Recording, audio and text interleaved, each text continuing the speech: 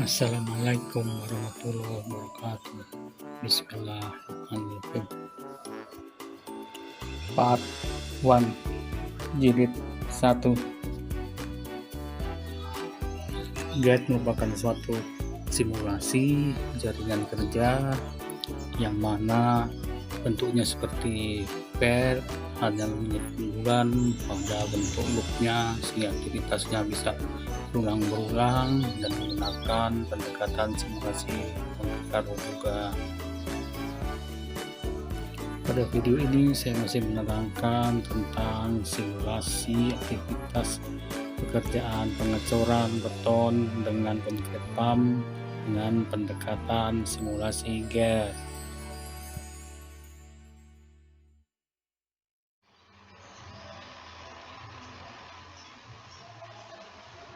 Ini adalah diagram alir GAT pengecoran beton dengan truk mixer concrete pump.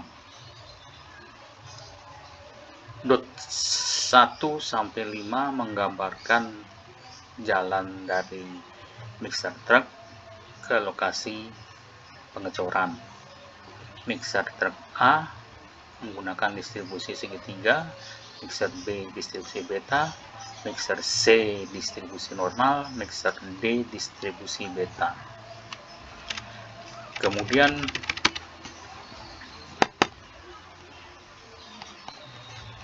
kita lihat not 5 dan 6 ini dibuat untuk bisa menghitung waktu tunggu dari mixer truk. Ketika waktu di not 5 lebih besar dari waktu di not 6, berarti ngecoran dari mixer truk yang sebelumnya sudah selesai sehingga mixer yang baru bisa langsung masuk. Tetapi kurang dari waktu not 6 ke 6, mixer truknya yang baru datang harus menunggu dulu. Kemudian not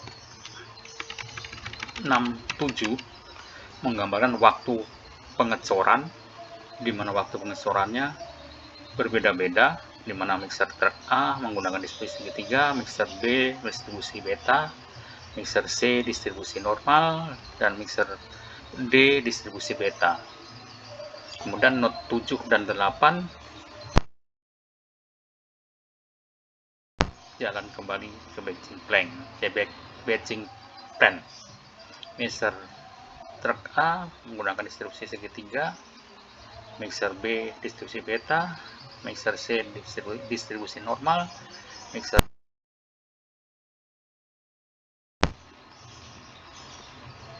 dari diagram ini bisa kita analisa waktu tunggunya, kemudian komposisi waktu datang dari mixer truk, kemudian jumlah mixer truk, dan waktu siklus mixer truk, sehingga bisa kita tentukan distribusi apa yang cocok untuk waktu siklus mixer truk untuk pengecoran ini.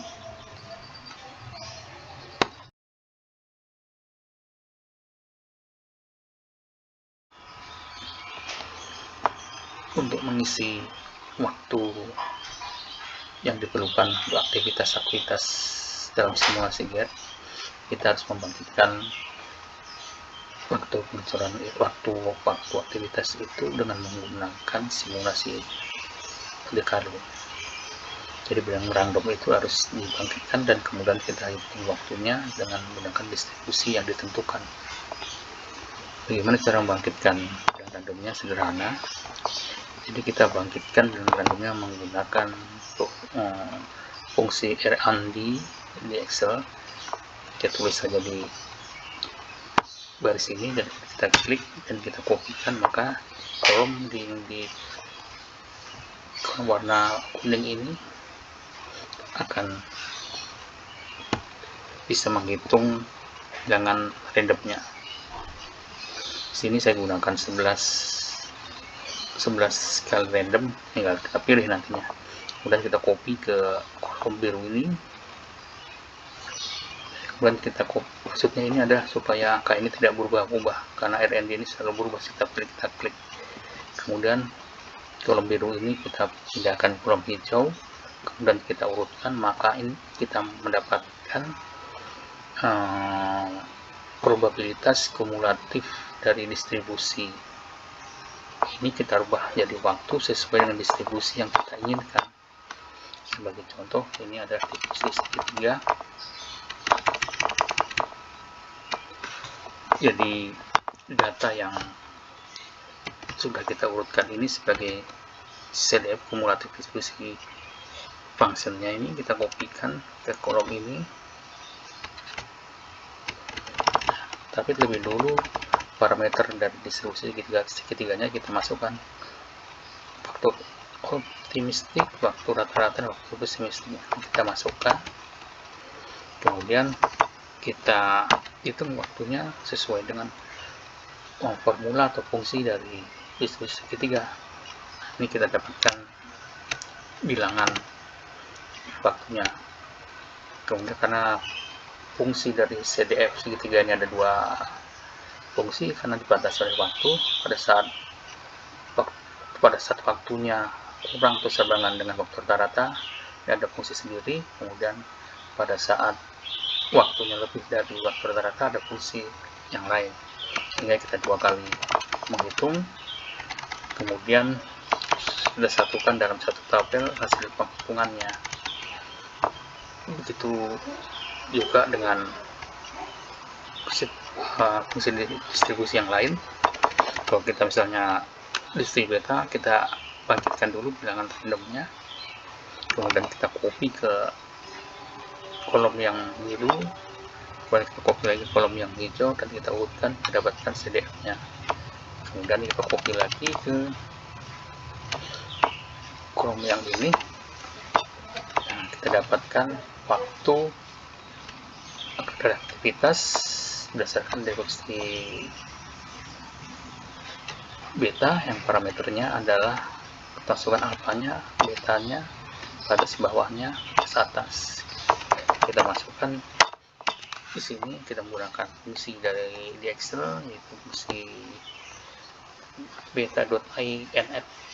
Kita masukkan probabilitasnya, kemudian parameter betanya, parameter alfa, beta, kemudian batas bawah, batas atas, kita klik sehingga didapatkan waktunya. Nah, ini kita copy ke bawah, kita dapatkan 11 bilangan random. Inilah cara menghitungnya. Kalau untuk melihat detailnya bisa dilihat di video yang sudah saya upload di YouTube, di link-link di bawah ini. Dan distribusi normal sama, kita dapatkan dulu bilangan randomnya, kita pindahkan ke kolom yang biru, dan pindahkan lagi ke kolom hijau, kita urutkan. Nah, parameter dari distribusi normal ini memerlukan standar deviasi dan min dari data observasinya, data awal yang ada. Kemudian kita masukkan kembali ke kolom yang hijau ini, yang CDF-nya, kemudian kita hitung dengan fungsi yang ada di Excel, kita menggunakan norm.inf. Kita masukkan angka dari probabilitasnya, kita masukkan standar minnya, dan kemudian standar deviasi. Kita klik, kita copy ke bawah, kita dapatkan waktu berdasarkan distribusi normal, dan seterusnya. Anda bisa lihat di YouTube saya di link bawah ini. Terima kasih.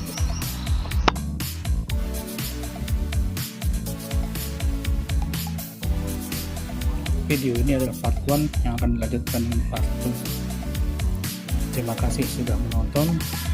Assalamualaikum warahmatullahi wabarakatuh.